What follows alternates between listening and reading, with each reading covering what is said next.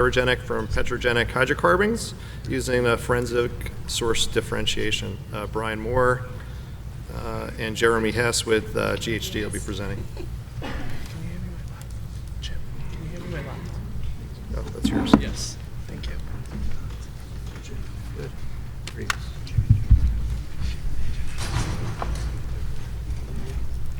Hello. Hello.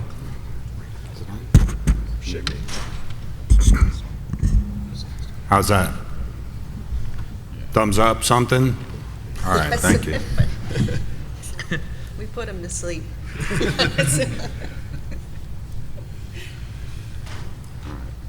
Good morning. Jeremy and I are going to present our method for distinguishing pyrogenic versus petrogenic pHs. From our perspective, this is really just another tool for the toolkit as a consultant. So there are situations where this is very appropriate and can be very beneficial, and there are some where it may not be. So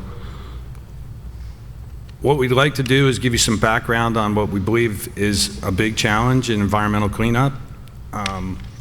Jeremy will go through our method that we developed, step by step, how we go about it.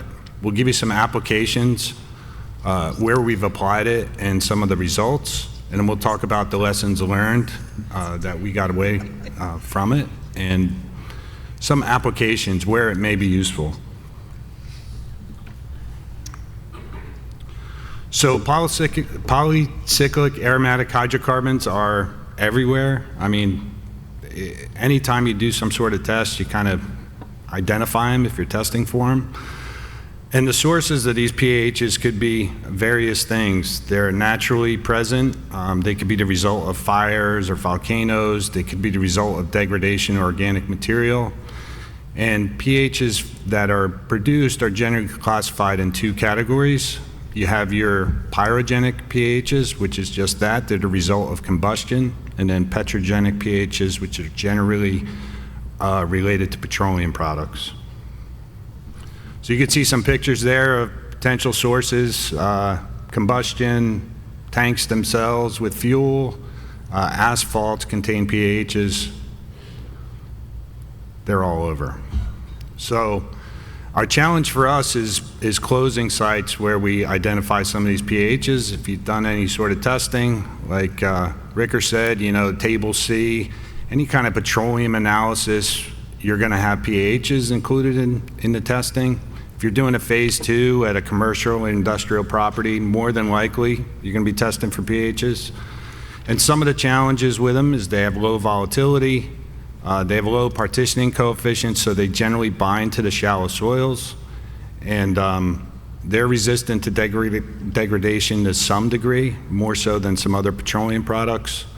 And like I said, once they're identified, you could be, you know, just doing a simple phase 2 and you get some pHs above SETL, then you start scratching your head and saying, why are these here above standards? So you take that and you put it into the regulatory perspective. In Florida, if you were around in the early 2000s with the development of 777, the state said, well, there are several pHs that are carcinogens, so we're going to make you apportion those when you compare them to the cleanup target levels. And the biggest problem in that field is benzoate pyrene, as we know. It has a very high TEF, toxic equivalency factor of 1, the highest for the group. And it has a very low SETL for exposure, 0.1 milligram per kilogram, which matches that calculated value for benzoate pyrene equivalents. So it creates some challenges when it comes to RMO1 closures. You could start testing. DEP is going to want you to delineate. You're going to be stepping out. You're going to be getting 0.2, 0.3. And then, you know, it's very inconsistent, so it can be very difficult. Sometimes you need to identify that it's background versus site related. Sometimes you want to do regulatory closure to get around that, but you still need to delineate. And if they're large areas, which many times they are, excavation is just not feasible. So I'll hand it over to Jeremy to talk about our method, but keep in mind that the idea here is to identify petro versus pyrogenic pHs as the source. So once you put that in context, there are certain sites where that question becomes important to getting through the process, whether it's delineation or cleanup.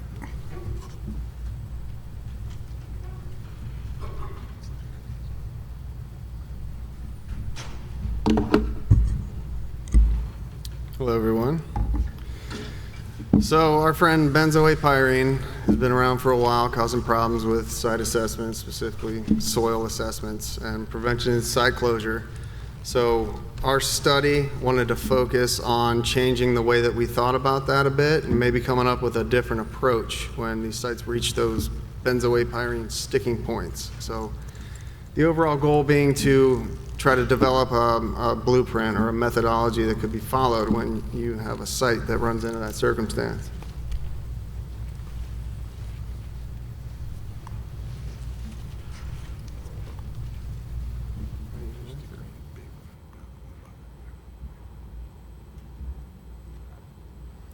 Okay, so we developed our method. You collect site-specific data and you run it through multiple lines of evidence. So we weren't trying to reinvent the wheel with this. Differentiating PAHs has been around for quite some time. We were just trying to mold that wheel a little bit to run in the tracks of our industry. So first of all, you do all your background research. You review your file to create that conceptual site model. And based on the results of that model, you establish your sampling plan, collect your analytical data, and you run it through your other lines of evidence. So we reviewed the overall PAH distribution from each sample. You look further into it for the parent versus the alkylated group distributions. And then we also looked at some common PAH ratios that have been established, and you compare them to some known standards. And then lastly, you look at a double ratio plot to kind of get to the bottom of the nature of your PAHs. And from that point, you basically just let your data do the talking, and you just look for those converging lines of evidence to lead you to where you need to be. So I'll walk you through our lines of evidence here and give you some examples of some of the data that we found along the way. So first of all, you look at that conceptual site model, based on your review of the files, your site reconnaissance, your background research. You develop your CSM, you take into consideration, where is your site? Are you located on a residential property or is it more of an industrial area? You look at the surfacing of your site. Are you largely surfaced or unsurfaced or a combination of both? Check your surrounding properties. Are you located next to a former manufactured gas plant, or is there a railway corridor next to you, or are you next to a high traffic highway? So you look at the releases on the site. Has there been a release? Has there been any remedial efforts that would have changed the nature of the impacts that you're seeing along the way? You look at the distribution of your impacts that you see on that site. Do you see what would mimic more of a plume behavior, or are you seeing random detections? And lastly, you look at the types of fuel that were historically stored and distributed on those properties. So that becomes important when you look into the carbon ranges of typical petroleum products, right? So I'm not going to pretend to be an expert on refinement of fuels, but when you heat a crude oil and you start to generate those lighter constituents first, those are harvested, and that's how you're generating your gasolines. You continue to heat that, and you're going to take off your heavier components like your diesel fuels. Continued heating, and you're eventually going to end up with your heavier, your fuel oils, your motor oils, things of that sort. So from the refinement process alone, and where you see benzoate sitting on that carbon line right there, you can be pretty convinced that when you assess an unleaded gasoline site, you're not going to come across that constituent.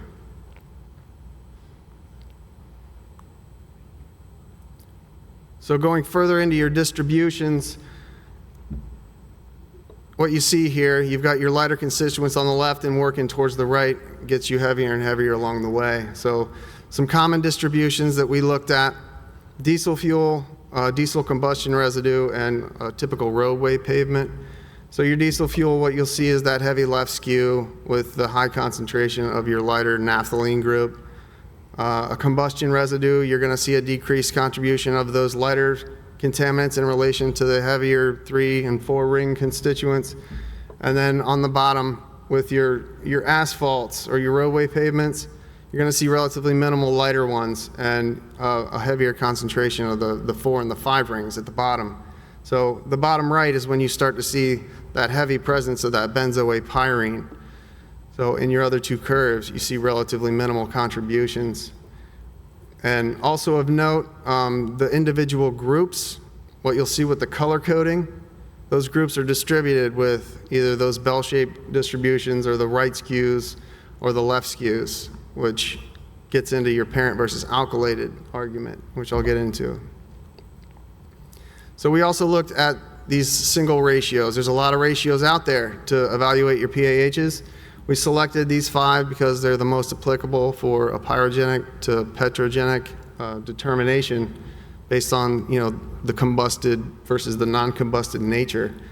So we selected these 5 to provide a more robust data set rather than just relying on a single ratio for that line of evidence. And it's as simple as just analyzing your data, getting your numbers, and plugging them into the formulas. Some of them are very simple, like the bottom left, your fluoranthene divided by the sum of your fluoranthene and pyrene to get to the bottom of it. Last line of evidence was our double ratio plot, which is similar. You take 2 of those ratios, you plot them on that X and Y axis, and alone, you plot your sample result, and it'll show you the relative pyrogenic versus petrogenic nature of the constituent or the sample that you analyzed. But with this, you can also see where that data point lies in relation to the other data points that you collected from that site. So if you see a high clustering, you're more indicative of a sole source. But if you see a more dispersed pattern across that plot, you're possibly looking at a multiple source issue.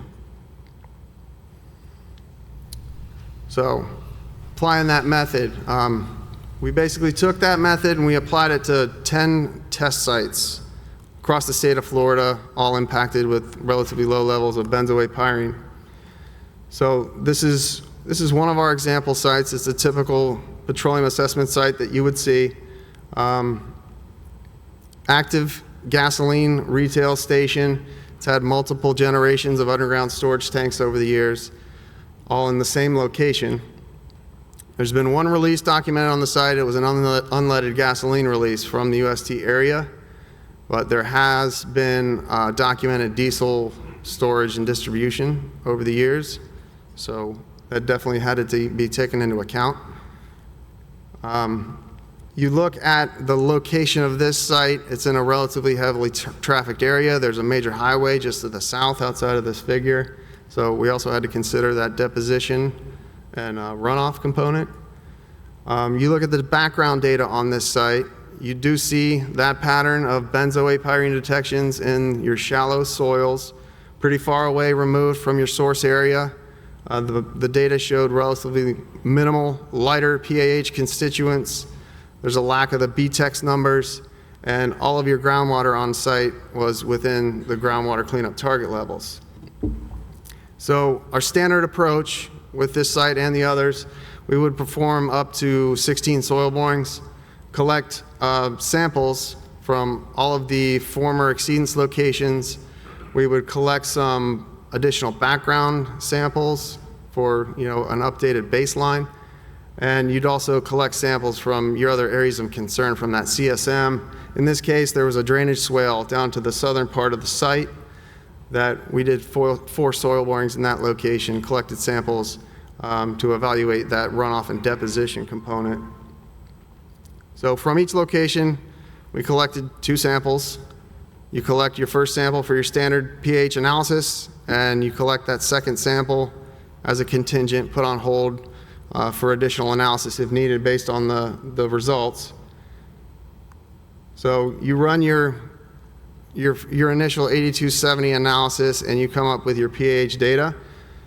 I'm sure a lot of people in this room are very familiar with this table, but for those of you who aren't, I'm going to explain it just a little. You take your carcinogenic components of that pH analysis, you plug it into this table, you weight those based on their toxic equivalency factors, and you sum it, and your end result at the bottom is your total benzoate-pyrene equivalent number. So this is the data from that example site that I showed, and lo and behold, you get the nice red boxes at the bottom that everybody loves to see, right? So at that point, that's your benzoate-pyrene sticking point. So what do you do from there? Typically, what you could do, you resample those locations, reanalyze it, and you hope that those concentrations go away, right? Otherwise, you're looking to do some step-out borings to delineate those impacts. You're going laterally, you're going vertically to try to find some form of some excavation limits. But, you know, a lot of people can attest to that becomes a wild goose chase at times.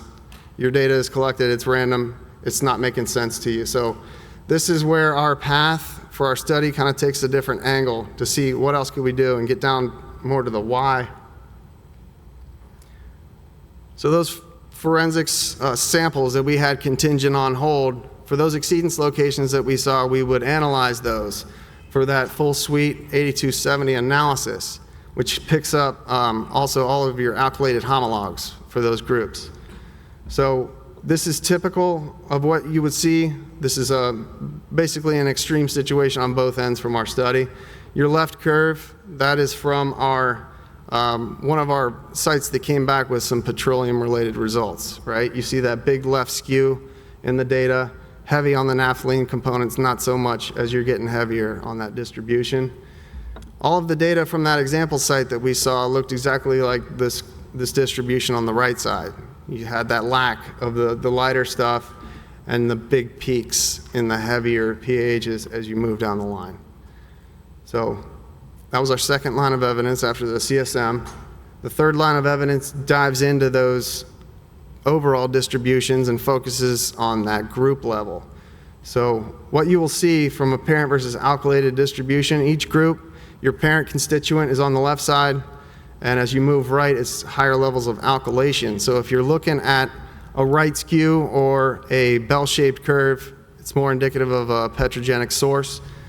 Your left skewed data is pyrogenic. So again, the data on the left is from a site that we assessed that came back with a lot of petrogenic results.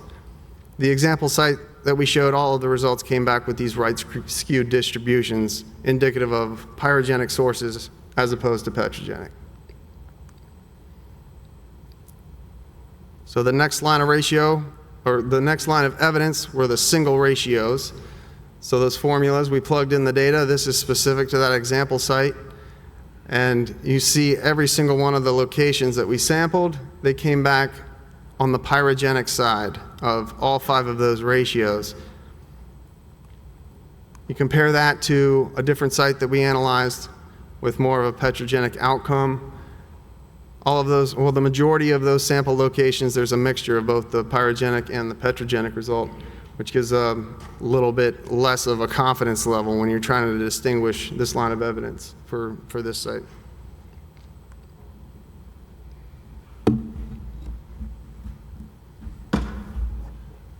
So the final line of evidence is the double plot.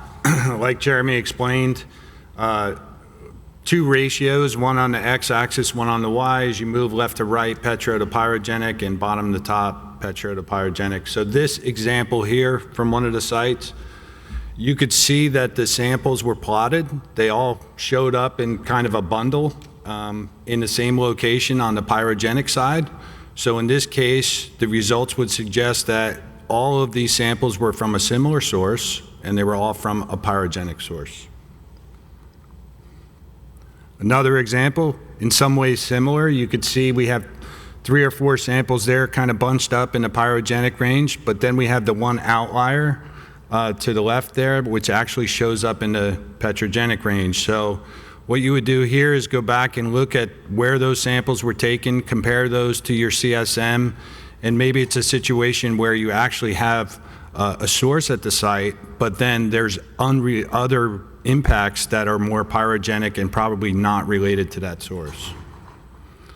So to sum it up, those are our lines of evidence. Like Jeremy said, we tested this at 10 sites, and there'll be some comments at the end, but at 3 of the sites, we were not able to replicate the previous results, and they actually were clean sites and ended up closing.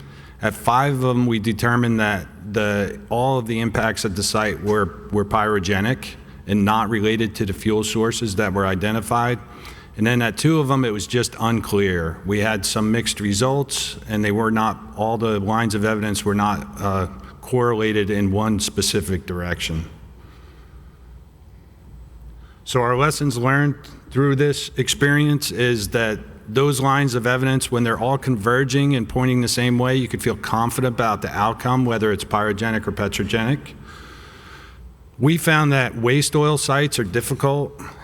In general, the waste oil is obviously inconsistent in its makeup from site to site, and it does complicate trying to do this analysis, so be cautious with a waste oil site. Weathering is something else to consider. We did look at some biomarker analysis, so the biomarkers are an indication that there was some degradation because those markers would not degrade over time. So that's something else to consider for sure.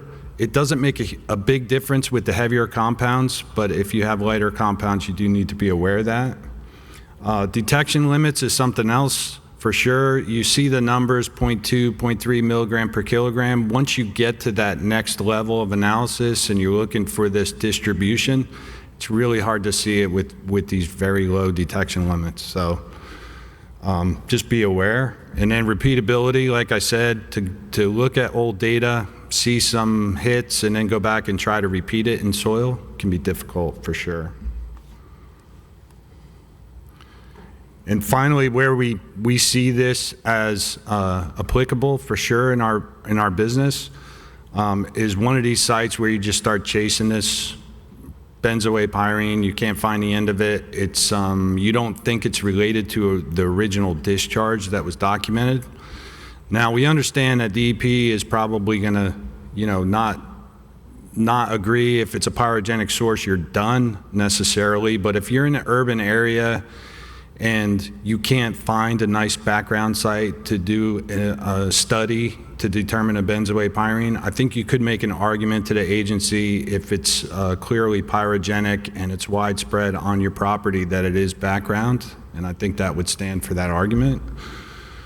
In other sites, you might have inaccessible areas or you're having trouble getting through the assessment. Again, it's an opportunity to use this method and convince the regulators that you've done enough.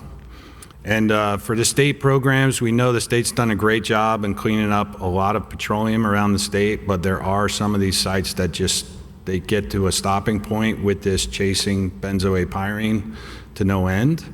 So for some of those sites, it might be appropriate to use this methodology to get a win-win for the property owners, responsible parties, and the state to demonstrate that it's not related to this EDI discharge from 1985. In the end, it's an opportunity to save costs on testing and move sites along to closure. So we appreciate the opportunity, and we have a few minutes if there's any questions.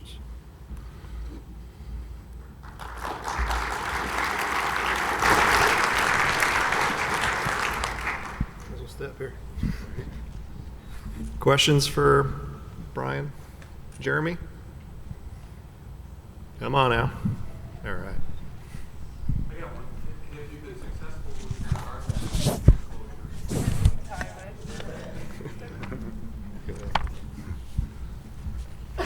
with I'm not sure. We got agreement to our argument, but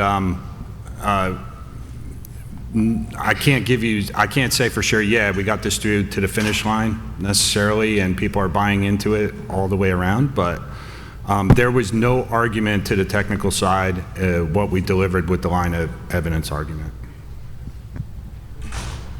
Jane Williams again with Aptum. My question is for the full suite 8270D SIM EPA 3541, are all analytical labs prepared to run that analysis? Have you run into any labs that are not prepared to run that analysis?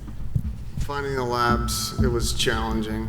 I think we ended up finding 2 labs that would run that forensics pH analysis for us, but I think we settled on 1 laboratory in the end. They were providing us pretty good results in a timely manner. Thank you. Who was that lab? Who was that lab? That was ALS Global. That was the laboratory we ended up with. They did a good job.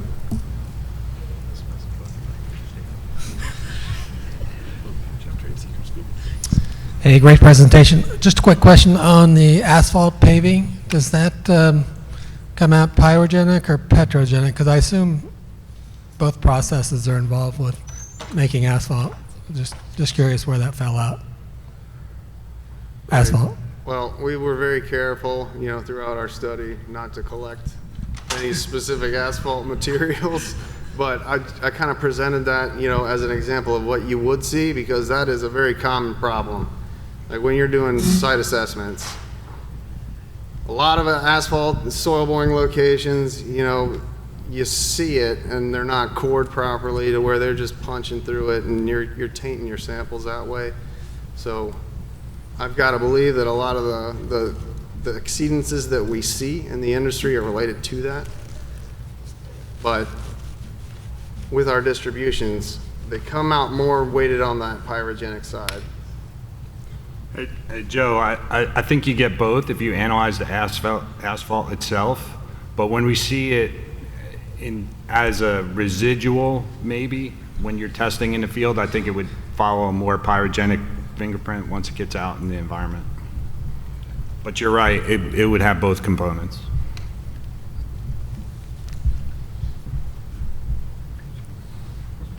Well, you still have 4 minutes, so I guess I'll ask you questions then. Have you done any, sort of looking into sort of an additional line of evidence in terms of like microscopy to remove asphalt or fragmented materials from sample media? I know we've actually looked into that because we've had sites where, as part of redevelopment, everything got churned in, and then basically going in and saying, well, trying to go through the process of separating engineered material, asphalt, from actual soil samples using microscopy. So I don't know if you guys have looked into that as like another line of evidence potentially. I mean, the processing of the sample too, right? If you sieve out the larger materials, I would think would be helpful. So we have not looked into that, but it's worth looking into, I would think. Yeah, it definitely is. There's, you kind of come back to your CSM.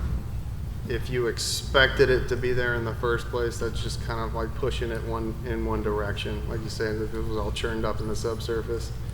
It was a site that I had, it wasn't included in our study, but it was a site, it's very similar, widespread benzoate-pyrene impacts, clean groundwater, and pretty high concentrations. And, you do your soil borings and you're coming up with those samples and they've got those black chunks in them. So you realize something's going on, and the result ended up being, you discussed it with the site owner. He's like, oh yeah, like back when we were building this site up, they used a whole bunch of asphalt millings from the road work that was done over there, and they filled this site in with it. So I was like, okay, well, that explains that. Quick question. As far as you're working with the department and working with the agencies on the review of the lines of evidence, has that been referred to University of Florida? Has that been done internally? Who all has reviewed it from the agency's point of view? So it's a little bit tricky, Joe, just because the information was shared with the department, and mainly the forensics team over there. Okay. And they gave us this looks good, we agree with your conclusion sort of thing, but beyond that, we really weren't involved with what they did with the information, so.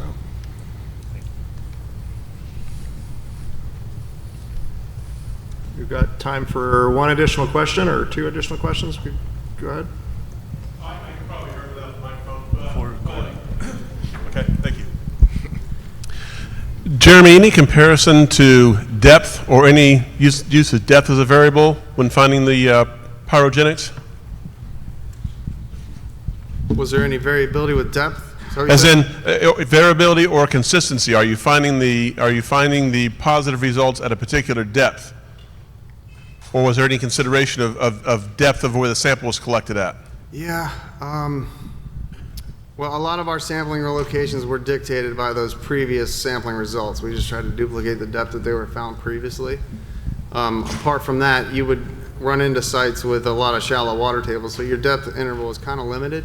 But from what we saw, for the most part, you're in your top 2 feet, which is why the site's such a problem, because it eliminates, conditional closure as your option. So I would say they're mostly shallow. Wilbur Mayorga. I think his question is more based on your knowledge of your conceptual site model, and you know the discharges of petroleum are at given depths. The profiling as you move away from non-existent sources of those storage tank systems, when you encounter the 0 to 2, as your example, your only 2 hits were the 0 to 1. 1 to 2 were perfectly clean.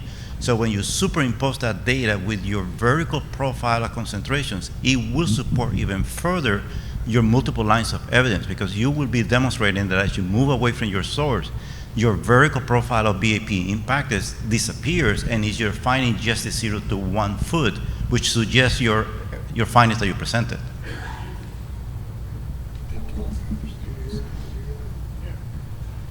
Yeah, I think I'm following you.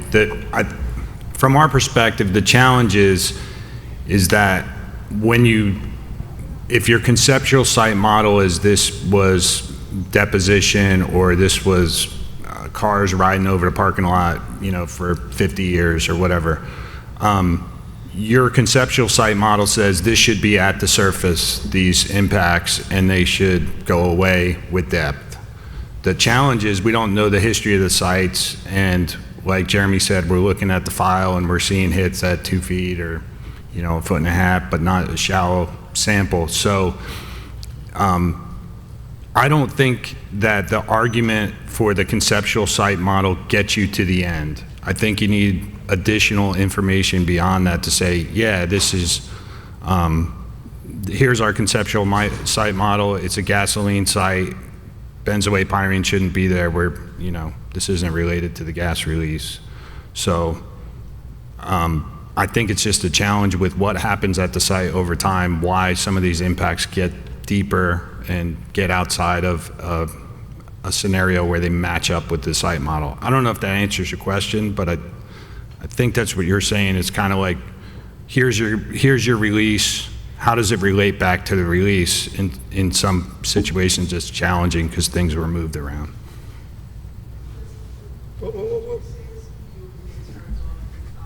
That's it.